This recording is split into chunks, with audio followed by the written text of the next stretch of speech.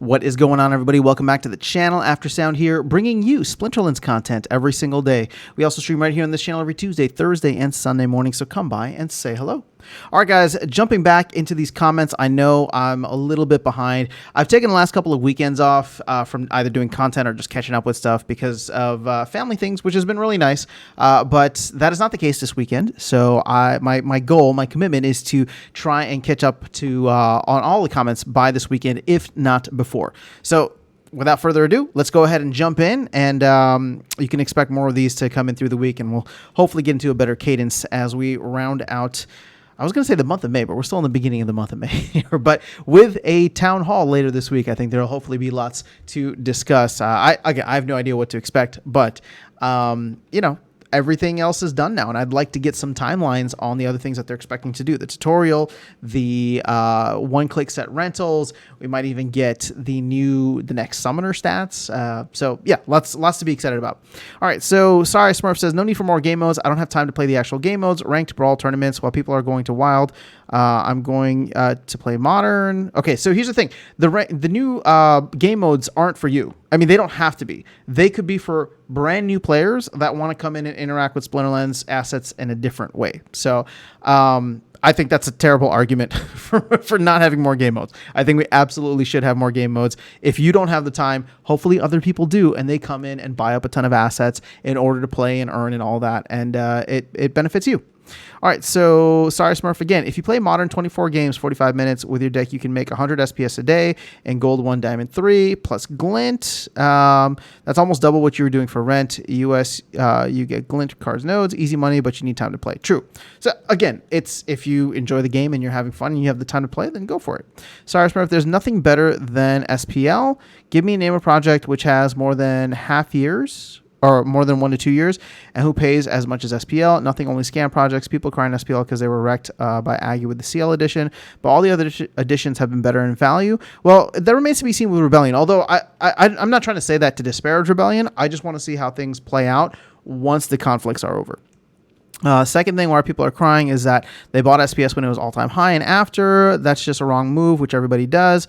Again, it's fine, not necessarily fine, but many people buy tokens at all-time highs and they fall or collapse or experience a bear market. What I think people are disappointed with is the fact that the rest of the market is pumped. A lot of other gaming projects have pumped. Splinterlands has not, or more specifically, SPS has not. So if it was just following the market, which it was for the entire bear market, everything was down 99%, well, then that makes sense. But when other games start popping off, things in the same industry, whether it's crypto or gaming, when they're all up 3, 4, 10, 20x, and Splinterlands is continuing to set new all-time lows, yeah, that's why people are crying, and maybe rightfully so. All right, Alistio says, when you know how to build a coherent economy, you know how to create game mode where players pay to enter those modes, and you have a fraction of this amount spent given back to the best players while you burn another portion. Sounds simple, right? That's because it is, but sadly, the team have no vision or intention to make us earn money. They just want to build a good game for the future players, which is a good thing in exchange of flipping off all the OG players in place. So to answer your question, where does the SPS come from? Got you a simple solution, 5 minutes of thinking. Well, you know what? I think they had to pivot from, because again, this is a zero-sum game. For every person that makes money in crypto, somebody loses it, right? So what we're trying to do here, what I would say that Splinterlands is trying to do, is create something that has tangible, but not necessarily inherent like financial value, right? So, and what I mean by that is if it has entertainment value to you, think about the amount of money people spend on Web 2 games. If you can create an experience here that is worthwhile for someone to spend, and I know that's difficult because we don't have the money of a Web 2 project and we're just not designed like a Web 2 project, but if you had the money, or let's say if they were able to create something like that, then you could have a balance of people who come in because they like to play the game and they don't mind paying for the entertainment versus the side of it where, people want to extract value and change their lives. I do believe that there's a balance that can be struck. That being said, have we seen a project accomplish that? No, but at the same time, like we're so early in this, right? Play to earn and the concept of Web3 gaming is something that popped off less than 3 years ago. So I would say, we'll just have to wait and see. Hopefully Splinterlands can still be a player in that arena. And obviously I think the team is trying to make moves so that they will be. But, overall, we haven't seen the model quite work for any other project. Extreme Player 63 says, it's important to remember with investing, don't do what feels right, but do what is right. This is usually opposite of your emotions. Everyone buys high and sells low. They want the feel part of the upward excitement, foolishly ride their gains all the way down, and then sell out when everyone is bailing. Only smart, wealthy people buy low and sell high. If you believe in this game long term, like Matt clearly laid out in his mental roadmap, this is indeed the time to be buying, staking SPS. All right, so even the slightest bump creates nice gains over time. All right, Christopher Childs. I don't disagree. So thanks for the reminder, Extreme Player. Christopher says, I noticed a small shift in the card market today. A lot of sudden buying of alpha and beta cards. I like that because there are the core cards that people should be going for if they're interested in the game. Seems like lots of subtle shifts going on beneath the surface that are hard to see if you're not looking. Well, I'm glad it's happening for alpha and beta. I wish it would happen for Chaos Legion, but that set just keeps on getting brutalized. Level Up Life says, finally the top signal I've been looking for. I guess it's time to sell because we've clearly hit Euphoria. This is in response to me saying I'm no longer selling SPS. All right, so Vivo Sky says, what? Now I'm thinking the same thing. Should be time to sell, and I hope SPS will not become a frog in boiling water. It's time to sell now my 100 SPS. Well, I would say the frog in boiling water, that's happened already. You missed the boat. You should have been selling it 80, 50, 20, 10, 9, 8, 7, 6 cents, right? Because, well, we're clearly headed in a very, very direct direction, and that is down until the team can either bring new players in, which I think is months away, or they can provide value to the current existing player base that wants to spend on that, which I think is months away. Or the market takes off and people just want to take their profits in Splinterlands, which is unpredictable. International Travel Channel, thank you for all of the comments here and helping the algorithm. I appreciate you, brother. Titana says all-time lows so far. Indeed. Vivo Sky says, I thought it's just the Bitcoin halving, but my cards value half and half again. Now bought Max Goldfoil Pellicor Bandit for $5.90 and $7 disintegrated others. Yeah, it's crazy. Lots of responses here to Christopher says, land isn't going to save cards with the current distribution the way that it is. Just like cards, we have too much land for the player base to utilize. Even the biggest whales will struggle to bring their plots online with current costs. If we had 5x land holders, we might be able to fill it up. Yeah, well, again, but land is supposed to be a long-term thing. So just the simple fact that they're not going to do much more on land probably for 2.0 until after this bull run, because Matt was saying that they need to make money in the bull run to hire people to come in and finish out land, kind of signals to me that, land is like the very, very long-term project for them. And I don't know, Matt, I'm surprised that Matt said that, although I don't know that many people caught on to it. It wasn't in the last town hall. Maybe it was 2 town halls ago, but it's like, okay, well, I actually don't know when to expect 2.0 at this point. Right. I know, and here's the thing. I have a lot of faith in Investigator and Cryptomancer in terms of what they're doing for land. My understanding is they're trying to get 1.6 out in whatever fashion they can. But, keep in mind, 1.6 is a very different beast from 2.0. 2.0 has a lot going on in it and would probably need somebody working on it or multiple people working on it full time. And I think that's what Matt is referring to. My guess is that we get, hopefully we get some of the 1.6 elements in the near future and then whatever is trailing for 1.6. But I would expect Cryptomancer and an Investigator to go back to what they normally work on and, not just be tied to land for however long that's going to take, which means 2.0 could potentially get delayed to 2026 now, because let's say the market pops off later this year, early next year. Matt is aggressive in terms of hiring someone as quickly as possible once they're able to, realize some of those gains and bring somebody on maybe early 2025. It's going to take that person some time to onboard and get things going. I wouldn't expect, major developments in land until maybe late 2025, probably 2026. But, then again, it all depends on where the market goes and how Splinterlands benefits from that. Our Christopher says, when CL leaves Modern, players will either leave the game in mass or they will go to Wild. There aren't enough players who own Rebellion. If someone didn't buy Rebellion, the odds they're buying the next set are extremely low. Besides, what are players going to sell to buy the next set? For Rebellion, players sold their Untamed cards for several $1,000s. Good luck finding that value from your CL deck. Yeah, I agree.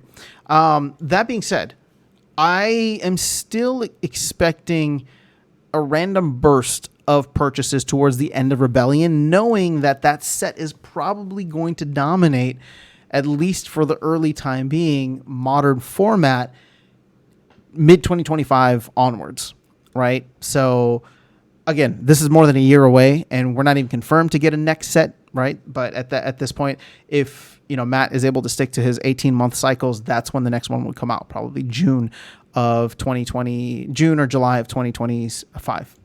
All right, so Nias says buy more. All right, fair enough. Oh, that was for the SPS selling.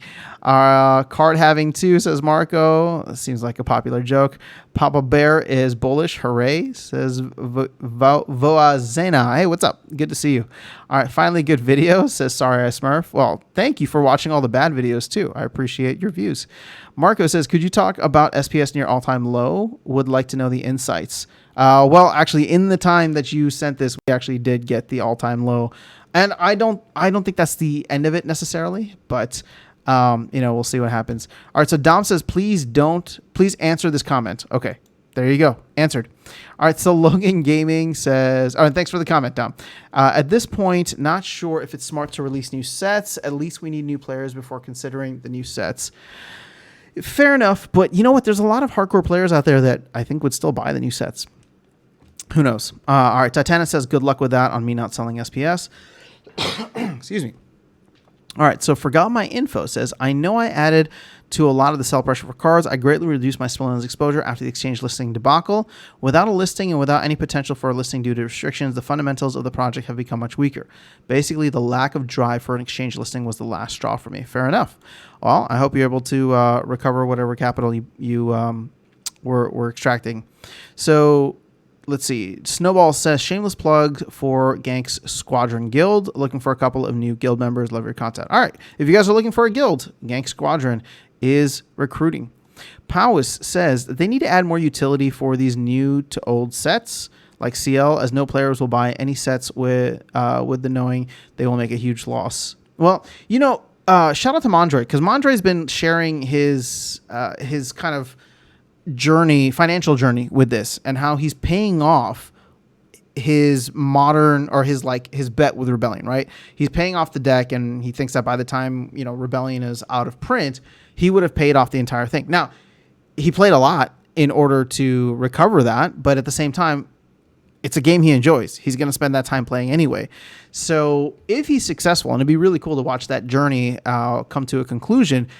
And I'll say this, when he is successful, because I do believe that he will be successful, even if it's not necessarily in that time frame by December, it might, dip into next year.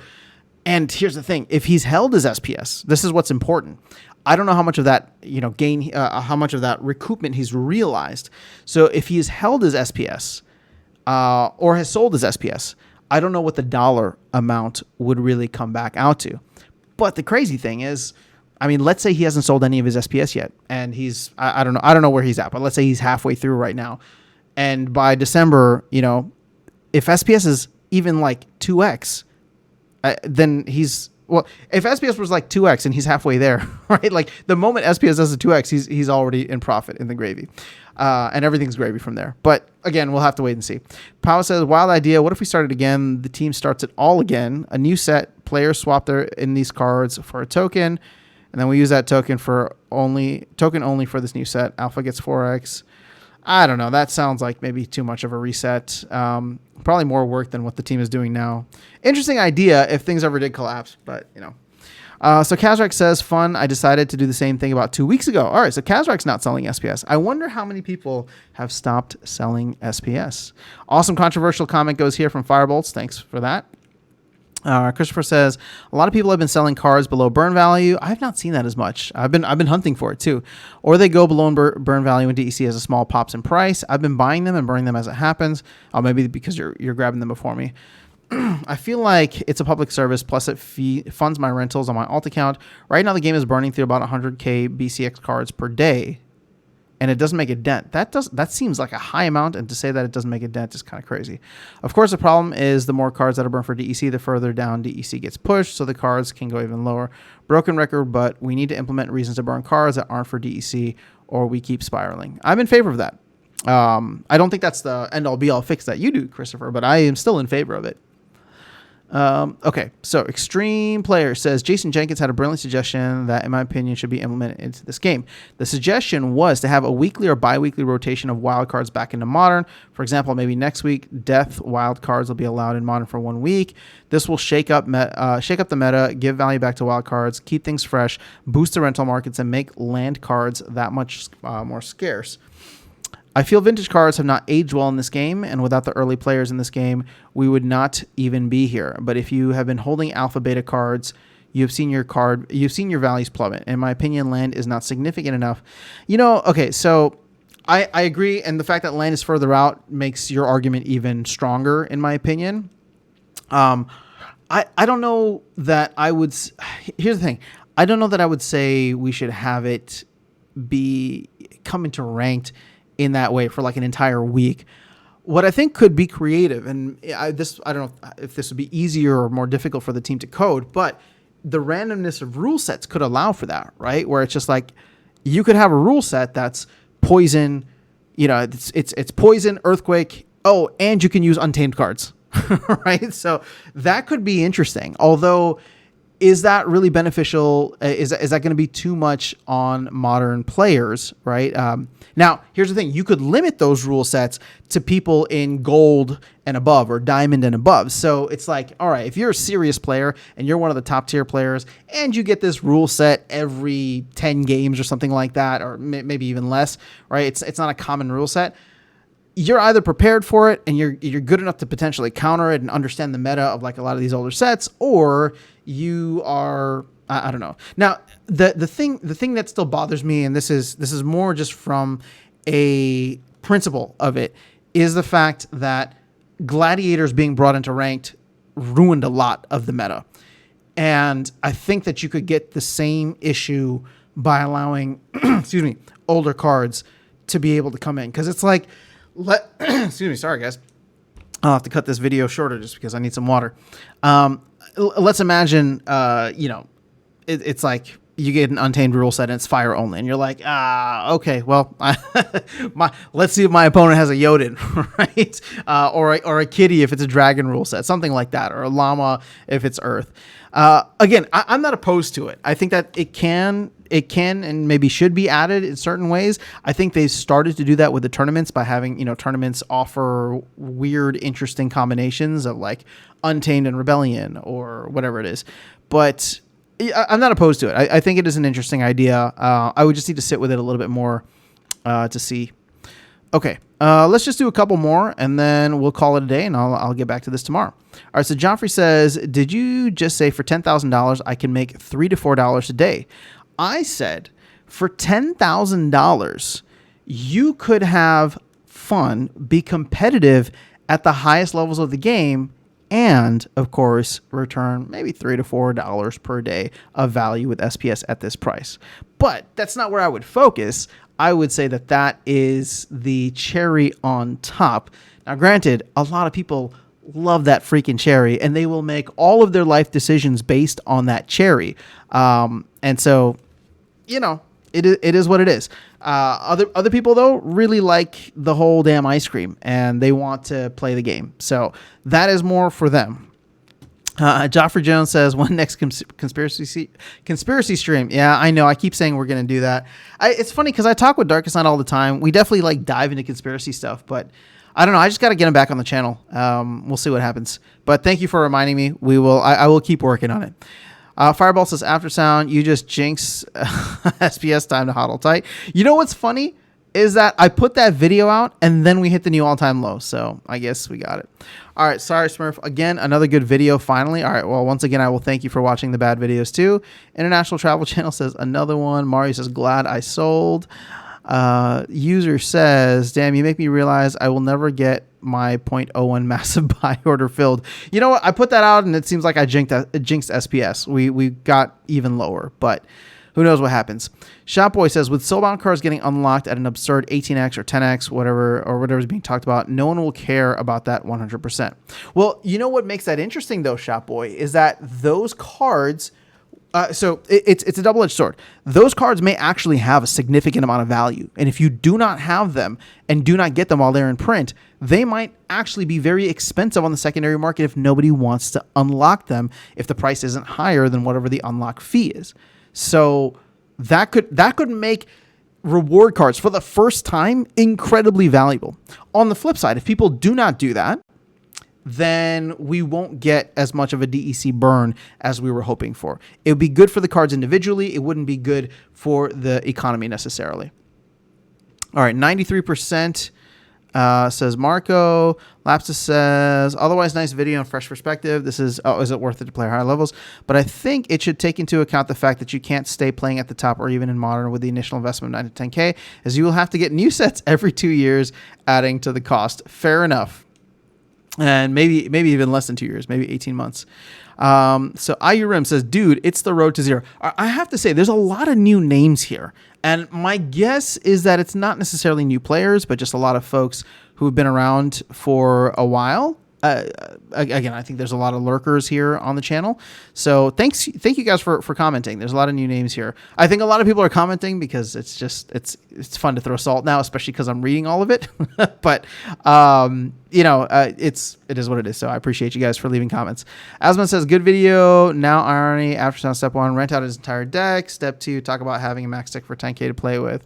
Fair enough. Yeah, okay, this seems like it was so long ago. Why are people battling that Rebellion held its value? Remove wagons and then keep saying that. That's going to be an interesting thing. I'm going to make a video on that very soon in terms of what the timeline will be and what my expectations are. But I'll say this. I know I haven't bought heavily into Rebellion at all, and I'm still on the fence about it. But there are definitely cards that are powerful. There are definitely cards that are meta. And as we get closer to the rotation of Chaos Legion out of Rebellion, I think there's going to be a moment there that post, let's talk about it this way, post conflicts, but pre-sellout, maybe that could be an interesting time to grab cards. Now, maybe I could be wrong, but and that time is still relatively far out.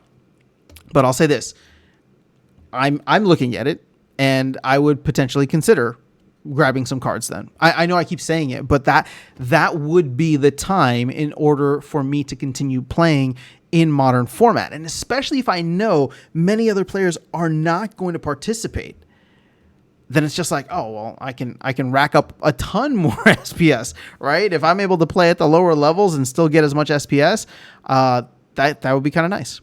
All right, P silence, or just silence with a silent P. Let's go ahead and end on this one. It says, great video. I really like the detailed analysis. My only feedback would be that if you're going to use the max level deck's cost, that you should have been comparing to the earnings of the best player instead of the 100th. I'm personally in the top 100, don't have max, Rift Watchers, or Rebellion, and I'm doing just fine in Champ. Oh, well, that's good to know. Thank you. I was just trying to make it, I was just trying to be conservative. But to your point, right? If you have the skill, even if you don't have a complete deck, if you have the skill, you can get higher up. Currently getting around 23 SPS per win, and my card totals, according to Peak Monsters, are, we'll just say total of $6,151. So $6,000 at 12 wins per day. That's getting you roughly $1,500 per year. That's closer to a 25% return, which is not terrible considering all the fun I also have, like you mentioned. This probably doesn't even include tournaments if you participate in those, and brawls as well. Although you don't necessarily need the best cards for brawls if you're in a guild that just needs you to do like bronze, for example. Fingers crossed, SPS goes to a meager 6 cents, and then it's 100% ROI for me. Thanks again for all the great videos. All right, so that's a good place to end, because you know what, 6 cents I think is actually doable. My target, again, not a price prediction by any means. My target is that I hope we can top out by at least at 10 cents this bull run. So 6 cents is very much within that range. And yeah, I mean, if we were able to do that, you're playing with a $6,000 deck, you would ROI in the course of a year, which again we have more than a year until the next set would come out. So that would make things interesting. All right, that's all I have for you guys in this video. Let me know your thoughts in the comments below. Feel free to ask any more questions, leave any more comments, and I will catch you all in the next one and see you around the game. Take care.